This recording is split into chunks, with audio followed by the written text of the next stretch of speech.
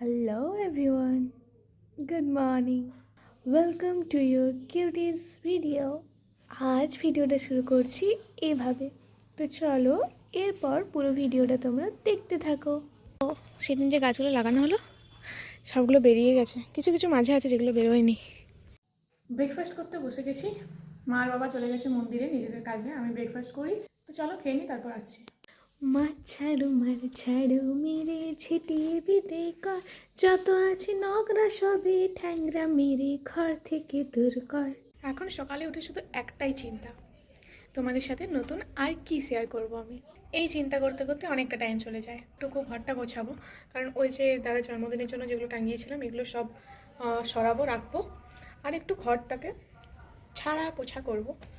তো এগুলো করি, তারপর আসছি। আজ কি মা রান্না করছে? আজকে কি হবে? আলু পোস্ত। আলু পোস্ত কমন।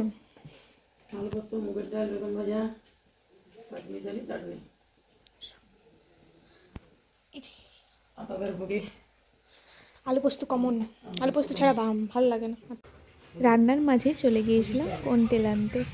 এই দেখো, দুপুরে যখন শুয়েছিলাম তখন একটা কেকের অর্ডার এলো। এই হলো সেই ডিজাইনটা। কেমন লাগছে অবশ্যই আমাকে কমেন্ট করে জানিও। আর এই মিডিলটা ফাঁকা রেখেছি কারণ এখানটাতে নামটা লিখবো, তার জন্য। তো কেমন লাগছে অবশ্যই আমাকে কমেন্ট করে জানাও। আজ অর্ডার ছিল কিন্তু একটা বাসন, দেখো যেরকম হয় সেরকমই। হোম বেকারি এটাই, তুমি একটা কেক বলো বা বেশি, সব কিছু প্রথম থেকে নতুন করে তৈরি করে নতুনভাবে করা হয়। কাজ মানে কষ্ট তো থাকবেই, কিন্তু আমার তখন খুশি লাগে যখন কাস্টমার আমার হাতে তৈরি কেকটা খেয়ে তার আনন্দের মুহূর্তটা সেলিব্রেট করতে পারে খুব সুন্দরভাবে, তখনই আমার ভালো লাগে। আমাদের গ্রামে চলছে এমএলএ কাপ, তো গিয়ে কে দেখবে, লাইভ চলছিল, লাইভেই দেখছিলাম। আর এই হলো রাতের ডিনার, সবাই সবার পছন্দ মতো খাবার খেয়ে নিয়েছে।